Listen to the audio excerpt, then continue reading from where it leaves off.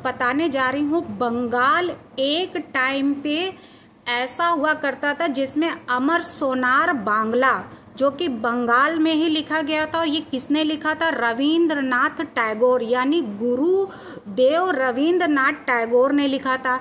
तो सोनार, अमर सोनार बांग्ला ही क्यों कहा गया? तो बांग्लादेश का ये राष्ट्रगान है। जैसे भारत का राष्ट्रगान जनगण मन है, वैसे बांग्ला का राष्ट्रगान जो है वो है अमर सोनार बांग्ला। तो इसका जो मीनिंग होता है वो है मेरा सोने का बंगाल, यानी इसे गुरुदेव रविंद्रनाथ टैगोर ने लिखा था। और वही जो सोने का बंगाल कहा जाता था कि ये मेरा सोने का बंगाल है, आज वहीं पे वो बंगाल सोने का क्या है, उसको पिघलाकर बिल्कुल उस सोने को राख बना दिया है वहां के कट्टरपंथियों ने। तो अब कट्टरपंथी जो हैं अब वो क्या कर रहे हैं? तो अब उसको जो आग लगाई थी उन्होंने, तो अब वो सोने का फिर से निखर के बन रहा है, यानी एक नई धातु के रूप में उत्पन्न हुआ है, और वो है हिंदू। यानी हिंदू को जब तक वो जलाते रहे, पिघलता रहा, अब पिघल कर अब वो एक नई जो है उसमें आकार धारण करके अब वो खड़ा हो गया है। अब उसके अंदर की जो आग थी, जितना उनको पिघलाना था उस सोने को पिघला लिया है। अब वो पिघल कर एक नई धातु में उत्पन्न हुआ है, और वो नई धातु बनकर अब वो यही बात कह रहा है कि हिंदू जो वहाँ के हैं वो ये बोल रहे हैं कि बांग्लादेश हमारी मातृभूमि है और मैं इसे छोड़कर अब कहीं नहीं जाऊंगा। तो वहीं पे ये कहा जाता है कि विस्तारवाद नहीं, विकासवाद इसको कहिए। यानी कि विस्तारवाद तो जब तक था तब तक था, जब तक वहाँ की राज्य या सरकारें जो अपनी पावर यूज कर रही थी, ठीक है, लेकिन अब इसका विकास ही होगा। अब इसका विकास जो है वो हिंदू करेगी, वहाँ की सरकार करेगी। क्या वाकई में मोहम्मद यूनुस जो हैं, यूनुस, क्या वहाँ पे अब उनकी उम्मीदों पर पानी फिर गया है? क्या अब वो हटेंगे? तो उनकी जगह पर हसीना का दोबारा क्या शपथ लेने जा रही हैं? क्या वाकई में वहाँ की पीएम फिर से वो बनेंगी? तो ये सारी खबरें आ रही हैं जिसमें हसीना जब पीएम की शपथ लेंगी, यानी पीएम बनेंगी, तो यूनुस का क्या वहाँ पर फिर से सफाया हो जाएगा? तो ये सारी बातें सुनकर कट्टरपंथियों के जो मन में है तो अब पसीना छूट रहा है। अब उनको ये नहीं समझ में आ रहा है कि जो राजनीति उन्होंने इतनी रची थी, जितना उनका साथ लोगों ने पीछे से दिया था ये सब करने के लिए, तो अब उनकी शक्तियां जो है वो बिल्कुल डाउन हो चुकी हैं। जो बैटरी उनकी चार्ज थी वो डिस्चार्ज हो चुकी है। तो अब ये क्या करने वाले हैं? वाकई में इनका खेल जो है वो पूरी तरीके से सफल होने में असफलता प्राप्ति हो चुकी है। यानी जो सफलता उनको मिलनी थी वो सफलता नहीं मिल पाई है।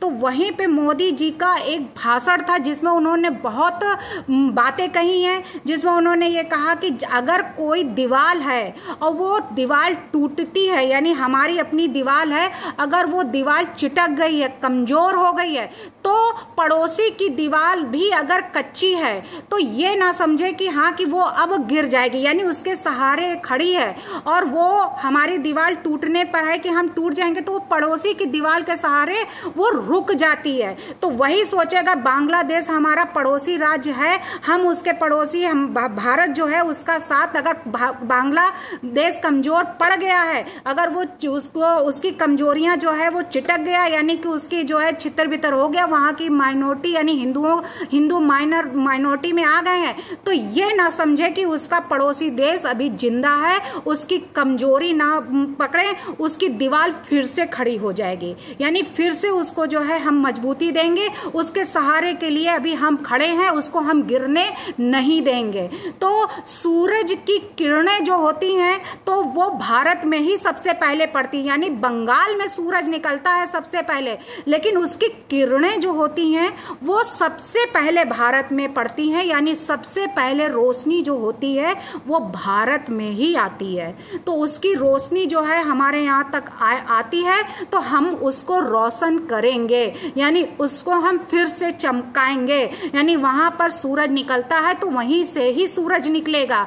तो भारत और बांग्लादेश यानी एक विषय पर बहुत भाग्यशाली है, और वह विषय यह है कि यह जवानी से भरा हुआ है देश है, और इसके सपने भी जवान है। यानी अगर वहां पे अगर यह जवानी से भरा हुआ देश ना होता तो वो कमजोर पाकर कट्टरपंथी जो हैं उनको कुचल देते हैं, उनको बहुत दबाने की कोशिश की, उनके साथ बहुत अत्याचार करने की कोशिश की, लेकिन वो दबा नहीं पाए, क्योंकि आज भी उनका जवानी से भरा हुआ उनका देश है, और जवानी से भरा हुआ उनका दिल है, और उनके सपने भी अभी जवान है। इसलिए अब जो है उनका कोई बाल बाका भी नहीं कर सकता।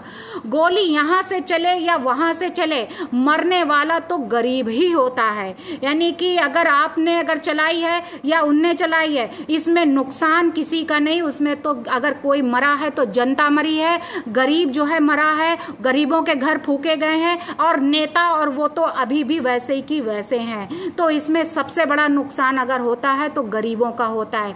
पंछी, पवन, पानी को बीजे की जरूरत नहीं पड़ती है। अगर पंछी है, अगर उड़कर कहीं एक देश से दूसरे देश जाता है, पवन है अगर यहाँ से उड़ेगी और दूसरे देश अगर वो जाती है, पानी है यहाँ से बहकर गंगा, यमुना, गंगोत्री सब जगह बहते बहते जाती है यहाँ का पानी, तो उसको वीजे की जरूरत नहीं पड़ती है, उसको पासपोर्ट की जरूरत नहीं पड़ती है कि उसको वीजा लगवाए, वहां पे मोहर लगवाए। जैसे हेमंत सोरेन के हाथों में अभी भी जेल की मोहर लगी हुई है, तो वैसी मोहर जो है नहीं लगती है वहां, उनको अपने आप उनको जरूरत नहीं पड़ती, वो जहां चाहे वहां उड़कर जा सकते हैं। जिस तरीके से हसीना वहां से अपने यहाँ से हेलीकॉप्टर पर बैठी और उड़कर हेलीपैड से सीधा भारत में आ गई, यानी एक गंगा यमुना की तरह बहती हुई यहाँ पे मिल गई आके भारत में, क्योंकि उन्होंने समझा था, उन्होंने 50 साल बाद भी उन्हें भारत ही दिखाई दिया था कि हमारी सहायता इस समय मुसीबत में अगर कोई कर सकता है तो भारत ही सकता। तो जिसके पास अगर कोई उम्मीद जिसकी होती है कि ये इंसान हमारी मदद जो है हमेशा कर सकता है, हमें कभी धोखा नहीं दे सकता है, तो उसी से इंसान अपनी जो है पूरी डोर बांधे रहता है, अपनी उम्मीदें बांधे रहता है, और उसी के पास ही शरण लेने के लिए जाता है। तो बांग्लादेश के विकास की यात्रा कि कभी रुक नहीं सकती। अगर वहां पे अगर अभी ऐसी आपदाएं आई हैं, ऐसा अगर रिजर्वेशन पर, आरक्षण पर ऐसा अगर छात्रों ने उपद्रव किया है, तो ऐसा नहीं है कि ये लाइफ टाइम तक चलता रहेगा। आज नहीं तो कल बांग्लादेश के विकास की यात्रा की कमी जो है वो पूरी होगी, और ये यात्रा जो है वो कंटिन्यू चलेगी, और वहां की पीएम जो है वो हसीना ही होंगी। पुत्र के लक्षण पालने में ही नजर आ जाते हैं, यानी जन्म से ही पता लग जाता है कि ये आगे क्या करेगा, यानी कि उसके आगे के भविष्यवाणी उसके एक्टिविटी से पता चल जाती है। जब बच्चा पैदा होता है तो हमारे यहाँ की कहावत है कि शक्ल से और उसके अंदाज से पता लगा लेते हैं बूढ़े बुजुर्ग कि ये जो है आगे चलकर क्या करेगा। इसको ये वाकई में इसके अंदर जो है इसके पिता के गुण है, इसकी माँ के गुण है, या इसके जो है अपने वंशजों के गुण हैं, ये अपने बाप पे गया है, अपनी माँ पे गया है, या अपने ननिहाल में गया है, या अपने जो है अपने बाबा दादी के परिवार में गया, तो उसकी जो पालने में ही समझ जाते हैं उसकी एक्टिविटी से कि अब ये क्या करेगा। तो जो सार्क सम्मेलन हुआ था उसी में समझ गए थे मोदी जी कि आगे अब क्या होने जा रहा है, यानी कि कुछ ना कुछ तो कहीं ना कहीं पक रहा है, और इसका जो भुगताना होएगा वो अभी आगे देखने को मिलेगा। और वही हुआ कि बंगाल में वही हुआ कि आज जो है वहां के कट्टरपंथी हिंदुओं पर अत्याचार कर रहे हैं, वहां की प्राइम मिनिस्टर होते हुए वहां से उनको भागना पड़ा, और वहां पे जो खालिदा हैं वो अपनी जो जश्न मना रही हैं, तो उनका जश्न चंद्र दिनों का था। जैसे एक पिक्चर आई थी नायक अनिल कपूर की, उसमें एक दिन के लिए उसको चुनौती दी गई थी कि अगर तुम यहाँ के अगर मुख्यमंत्री बनकर दिखा दो तो हम जाने कितनी समस्याएं आती है, और उसने एक दिन में बना और सबको मोह लिया। तो अब ये खालिदा नायक बन के अगर वहां पे सोच रही है कि मैं वहां की नायक बन जाऊंगी, तो ऐसा कुछ नहीं। उनके सपनों में पानी फिरता दिख रहा है।